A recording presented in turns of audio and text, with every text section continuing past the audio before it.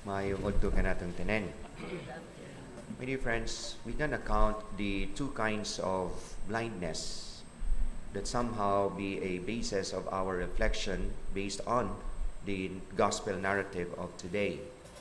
Of course, the physical blindness is somehow the person is devoid of the sense of sight, that the person could no longer see light and instead only seeing darkness.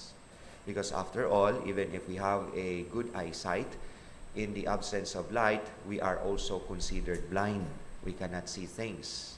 And only our mind kept telling us nga naay ungo niningit-ngit, no? Kay kun ato sa mangutanon ng ungo, mas mahadlok pa diay ang ungo nato, no? Kaysa kita nga mahadlok nila. And the second kind of blindness, of course, is the spiritual blindness. This is a kind of a spiritual malady that we could no longer sense the presence of God in our lives. Much more, could no longer sense the love and affection of God in us.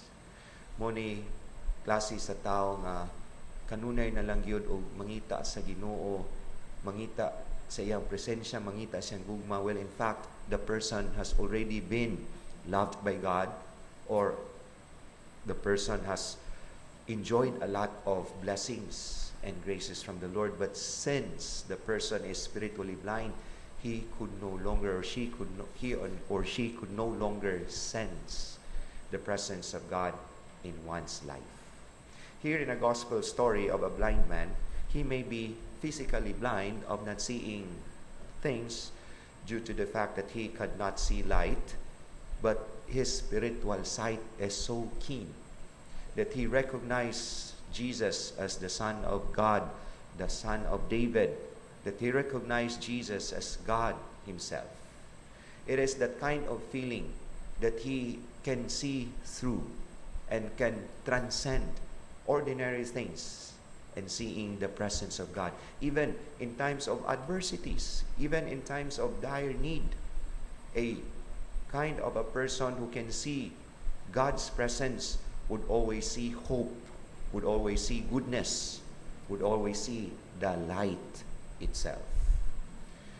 If the person continues to be like this, it is because the fact that we can account on his spiritual sight, of his keenness of his spiritual sight, is his humility of accepting that he is truly in need of God's grace for him to see.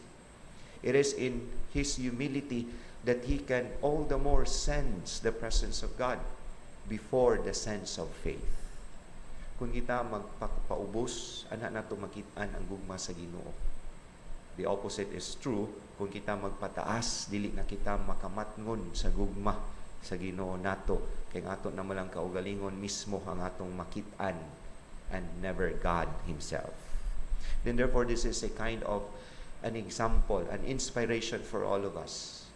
We might not have physical problems on physical side, na makakita magyuta, no? Bisan ang uban dili angay makitaan nila, no? But we might be suffering spiritual blindness. And the thing that cures this is to continue to lead a humble life, to continue to accept that we are sinner and ask for God's mercy. Continue to acknowledge that we are always in need of God above all other things. And in this way, we can continue as well sense the presence of God in our lives. Amen.